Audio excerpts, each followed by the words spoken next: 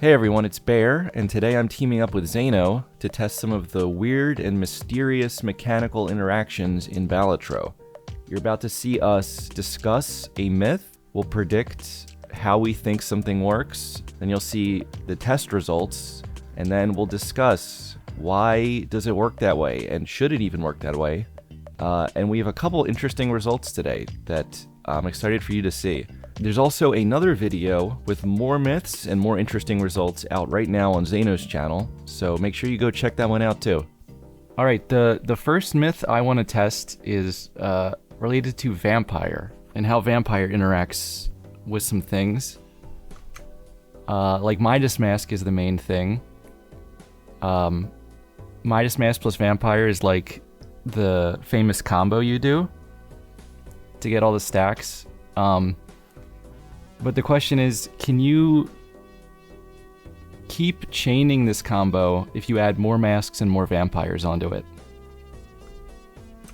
And I think the answer is no. I think nothing past the first vampire works, but I'm not sure. You know, maybe you're right. The more I think about it, the more I think that maybe vampire even works slightly different to Midas Mask, but my heart tells me yes. My heart tells me that I can do Midas Mask, vampire, infinity times. And if it doesn't work like that, I implore Local Thunk to let it work like that. But this is why we're testing. I'm with you. I think it should work like that. I think more things in this game should go to infinity, personally. Like my scores. I wish those would go to infinity more often. Yeah. Okay, next question about vampire. Does vampire and Midas Mask, I guess each of them, do they work on debuffed cards? And you know, I gotta say no for both. I don't think either of them would work on debuff, but what do you think? So I know vampire used to work on debuffed cards, but it also used to work on all cards, not just scoring. So I think the logic would tell me that, well, now since the card has to score, and if it's debuffed, technically the card is not scoring, that it doesn't work. And this feels like one of those myths that, as someone that plays Balatro on stream thousands of hours, I should know, but I don't. So I'm gonna go with it does not work for Midas Mask. Similar to how it doesn't work for crashing the bus. But I do think vampire still sucks off the debuffed card. We'll see. Okay. Maybe more of a hopeful than a prediction. It would be cool if it worked. I'm with you on the, like, playing this game for a year straight and still not knowing how some stuff works. But I guess that's why we're doing this. Exactly. Okay, third thing to test. I've been told, I think in my chat or Discord or something, that if you add golden ticket to like the mask vampire combo, the ticket will also work. And I have no clue how that's supposed to happen. It does not sound like it would work. How could that work? I don't know. What do you think? I think if it works, it's a bug. But if it does work, this Mythbusters episode's going to take off, because that's one of those things that no one would expect. It shouldn't work. I haven't seen anybody talk about it. But if this does, shout out to your chat for finding it, because that would be incredibly interesting as to maybe trying to understand why. Like, what in the world would allow golden ticket to hit after the card has had its enhancement removed? What I will say is that the reason why I think this could be a yes, I'm still predicting no, but it could be a yes, it's because when you play a hand with a stone card, you do get the 50 chips before it gets sucked off, if I'm not mistaken. Same thing with a wild card. You'll get the flush before it gets sucked off. Oh, okay, well, I do know that works, but interesting. Okay, maybe it does work. I don't know. Let's go see. All right, we're here in the lab, and this is the first test. Debuffed cards for Vampire, and it does not work. And then we're going to do the same debuffed cards on Midas Mask. They're face cards. They would get turned gold, but they don't because they're debuffed. Now onto the combo. Here's the standard Mask Vampire combo you do. Cards get turned gold, and then Vampire drinks the gold. And here's it in reverse. You play gold cards, Vampire takes it away, and then Midas gives it back. And then so you can chain that, so the cards get gold, feed Vampire, and then end up gold at the end of the hand. But let's try to chain it the other way with a second Vampire.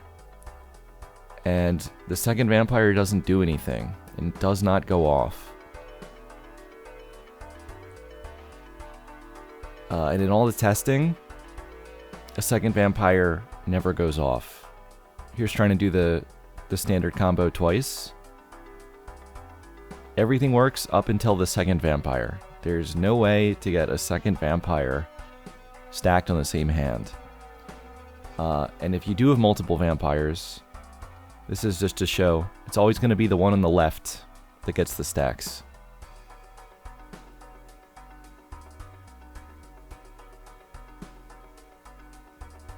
So you can use two Vampires, but you can't stack them on the same stuff. Here's Ticket now. Cards get made gold, and Golden Ticket goes off. And if we change the Joker order, it doesn't change anything. The Ticket is still going off after the Midas Mask. So now here's it with Vampire. The cards aren't gold at the end, and the Ticket doesn't work. And we try to change the Joker order again, and it still doesn't make a difference. Here's cards starting gold. I was told that might have something to do with it. Doesn't seem to matter. Another Joker order. Cards end up gold because the mask's at the behind the Vampire, and then Ticket works in that case. So it turns out that if the cards end up gold, as you see here too, Ticket's always going to go off because Ticket goes off at the end of the hand after Mask and Vampire. So they're sort of on two separate timings. Pretty interesting. Okay, so we're back. I've done some Vampire testing and we have some interesting results. First, for the debuffed cards, they don't work with Midas Mask or Vampire. It makes sense, but I miss the old mechanic, which pre-patch, I think it's because maybe Midas Mask and Vampire didn't require cards to score for them to work, which I understand why that was changed. But yeah, unfortunate. I think it would be cool if the Midas Mask worked anyway. Just for like extra value, because it's not like you're using the gold, you're just enhancing it.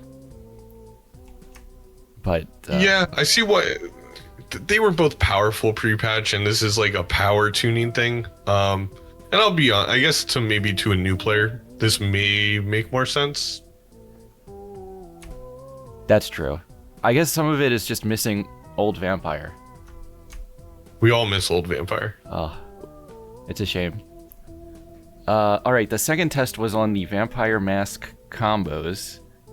And I was right about this one. I was pretty sure I knew this one from the experience, but it is kind of weird. So the second Vampire just doesn't work.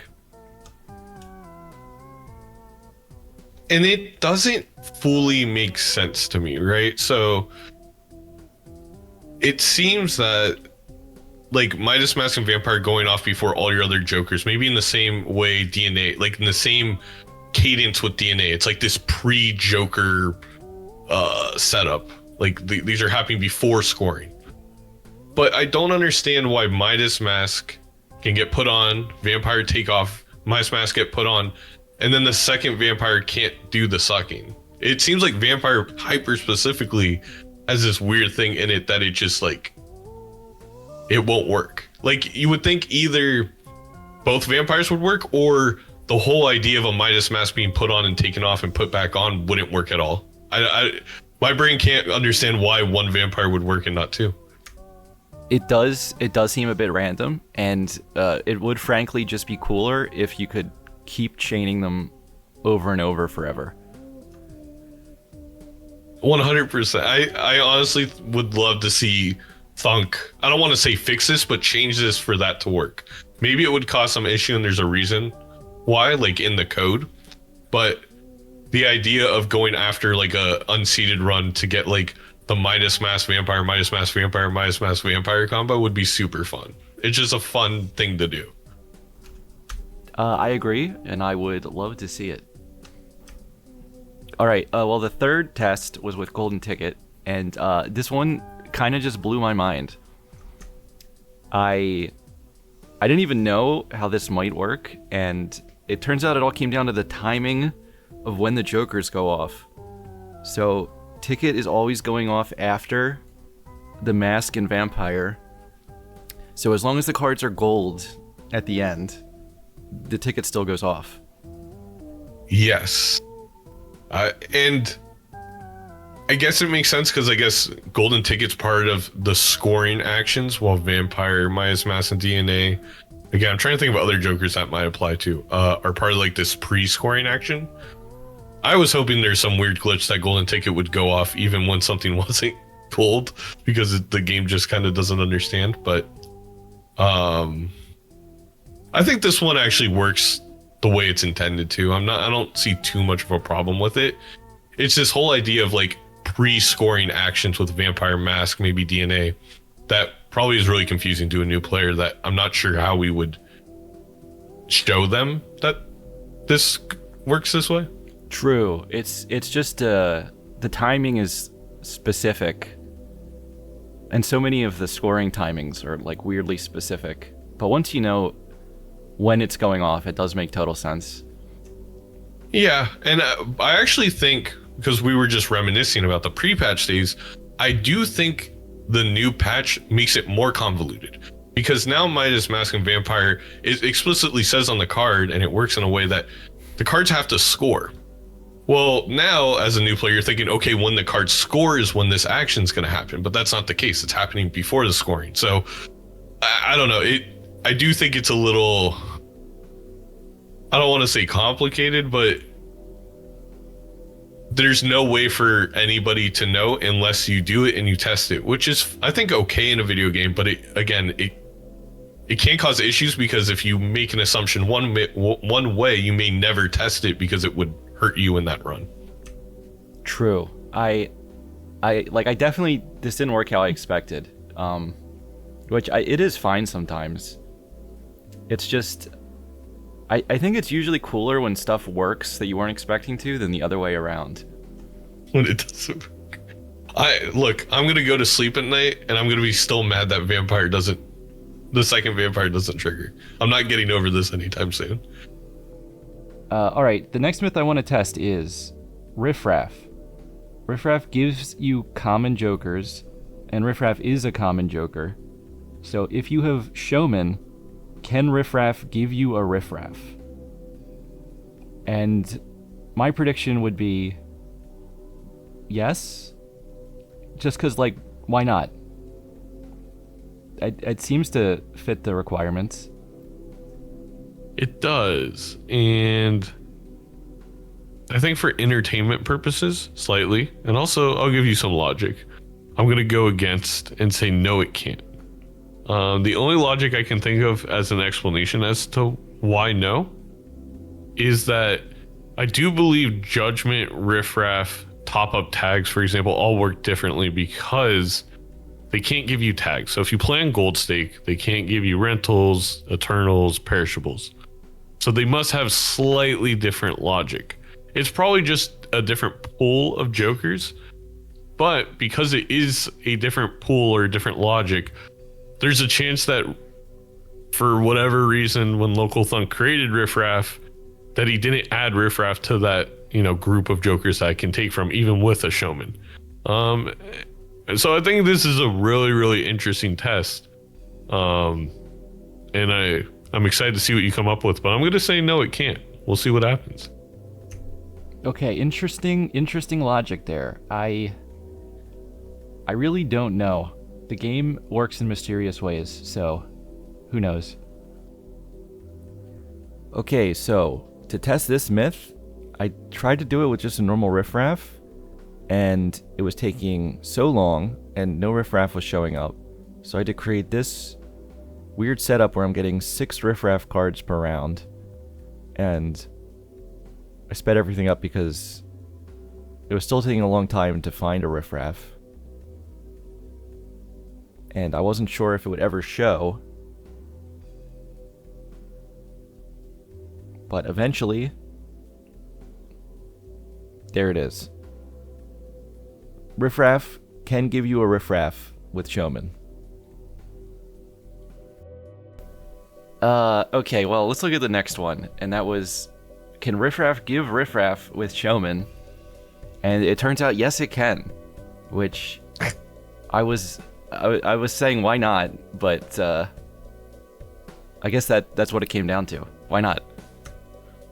Exactly, why not? And I'm really glad it did, because as Bear was talking to me before we started recording, how do you really show that it doesn't work without going into the code? Because you would have to run, I think the quick maths I just came up with was you'd have to use Riff-Raff like in 300 rounds before you got a statistically significant number that it wouldn't show up. So I'm just glad it showed up for you. And you know what? This makes sense. This is a lot more straightforward than the way I was thinking Riff-Raff worked, and I'm glad. Yes, and this one would have been 100% impossible to test for sure without going in and getting like a custom setup with mods. Yeah. Because it just would have taken so long to keep rolling and see if it happens or not. But now we know it can. And you know what's funny is I do believe after we talked about this, I went back in my archives and I think I found somewhere where I had a showman and Riff-Raff gave me Riff-Raff. So I'm the one who said no, and it literally had happened to me early on in Bladra. Okay, that's crazy. I don't think I've ever seen it happen. It is crazy how much, like, the game's been out for a year and there's still stuff we just haven't seen happen. Exactly, and I think it's only going to get crazier when the new update drops and maybe we have some new jokers, some new content. And I have to imagine with new stuff, not that it's going to be more complicated, but I think, Thunk may lean on the interesting side. So I foresee a lot of things in the future of exactly this matter of being like, oh, I've played for 1,000 hours and I've never seen that because maybe new mechanics are introduced. So yeah, it's going to be great. I think a lot of the fun in the game is like, you don't know how stuff's going to work together because you always get combos you've never really seen before. Mm-hmm. Well, it's, an example, not to go on a tangent, is Raffle was, this could be a future Mythbusters episode, but now we know.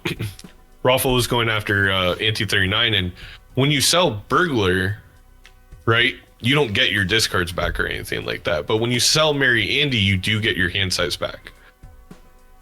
That's definitely a future thing to test, because I don't know, there's so many ways to change your hand size or hands or discards during the round, and I have no clue how any of them work. I mean, maybe it's even on our spreadsheet and the audience doesn't know about it, but I think you could test every single Joker that debuffs you in some way and test selling it mid-round and see if it fixes the debuff. All right, well, I mean, to future video maybe, to be continued. All right, the next myth I want to test is about Obelisk. Obelisk will reset, obviously, if you play your most played hand. But what happens if you're against one of the boss blinds that will like disallow your hand and it won't even go through? Will that reset Obelisk? Is the question. I think so. Those bosses would be the mouth, where you can only play one hand, the eye, where you can't play the same hand, and then psychic, where if you play less than 5 cards, it doesn't count. My argument here is going to be it doesn't reset. And the reason it doesn't reset is I do believe it doesn't count if you look at like the run tracker as another tally. But more so, I don't know that for sure, but more so is the text. So either after, like during 1.0, after the demo or after the patch, Local Thunk added text on these bosses that say, hey, you've played a pair. You're trying to not play a pair, so this won't count if you're on the mouth, for example. And it literally says that like you cannot play this hand. So to me, that extra text is almost telling me that like this doesn't score. This is for all intents and purposes a discard. Like this game action is not actually going through. So to me, it shouldn't reset Obelisk, but we'll see. Okay, interesting. I kind of think the opposite. I think Obelisk will reset. I think the Obelisk is watching, even if the hand doesn't go through. Because like if you select the cards, it's still gonna say, like you have a pair selected. So even though it doesn't go through, I think you're selecting a pair, and you're clicking play hand, and I think Obelisk will reset. I mean, all right, Bear, go test and find out. We'll see how this one goes. All right, we're in the lab here to test this last myth. And this needs a pretty specific setup, but we have Obelisk. It's got stacks on it. It's at 2.2. Most played hand is pair. So if we play this pair, normally it would reset Obelisk. But the Psychic says not allowed. Obelisk did not reset, but it did increment the hand counter by 1. Interesting. And then here's the mouth. We've played a high card, so now pair is not allowed. There's stacks on Obelisk, and pair's the most played. So pair would reset here. But it's not allowed, and it doesn't reset, but it still counts as a hand played. Kind of an unexpected result there. And now for the last one, the eye. No repeat hand types allowed. So we see Obelisk has stacks again. Pair is at 10. High card is at 9. So what we're going to do here is play a high card. Now both of those hands are at 10. They're tied for most played, so playing either of them should reset the Obelisk. But we play a high card that's not allowed. It doesn't reset, but it does put the count up by 1. Which is really interesting here, because now you can play a pair without resetting the Obelisk. Alright, so let's wrap up with the last myth we tested, which was if a boss blind disallows a hand, and that's your most played hand, will it reset Obelisk? And I said yes, it probably will, and you said no, and it turns out you were right. For all of these bosses, it doesn't reset. What I will say, I was right for the wrong reasons. Because the most interesting thing to come out of this is not, like, it's good knowledge for players to know that Obelisk won't reset. But the really cool technology is it still counts towards the times you've played it in your run info. Which means the mouth and psychic specifically, because it's just easier to do, you can almost raise the cap on your Obelisk without resetting it for free. I am mind blown by this technology. I am 100% going to use it in future runs. Yeah, I definitely didn't think it wouldn't count, but it would, like, increment the hands played counter. And it sounds like such a, like, good tech to use with Obelisk. It sounds so useful. Yeah, exactly. And I just figured the whole reason I thought it wouldn't reset Obelisk is I was thinking it wouldn't count in that counter. I thought it just throws it away and doesn't put it anywhere. But the fact that it stores the information that you played it, but not for Obelisk, but for you, it is really, really interesting. So if you're in a pickle with Obelisk, now you kind of maybe want to see the psychic or the mouth, and you can raise the amount of times of your most played hand, quote unquote, by 2, 3, or 4, without actually resetting it. It's definitely something to keep on your mind now, especially for a card like Obelisk, where I think a lot of people have trouble like wrapping their mind around the right way to use it. It's a tough game, finding out how much of a hand you want to play, like how many times you want to play to raise that cap before you pivot to start, stacking the Obelisk. It's a tricky joker, but when you get it to work, you really can get it to work. I had like a ×9 Obelisk on a gold stake run, and it's very powerful. It's just not easy to pilot. All right, well, I think that wraps it up. I think we did some good work today, Zeno. And if anyone wants to see the other half of this video, we did a bunch more myths. It's going to be on Zeno's channel, and that video will be linked in the description. And let us know if you want to see more or you have ideas for more stuff, because I think there's really like an endless amount of stuff to be tested in the game. I completely agree. Let us know down below too, which one of us is Adam and which one of us is Jamie. We were kind of discussing, but I want to know the commenters' thoughts.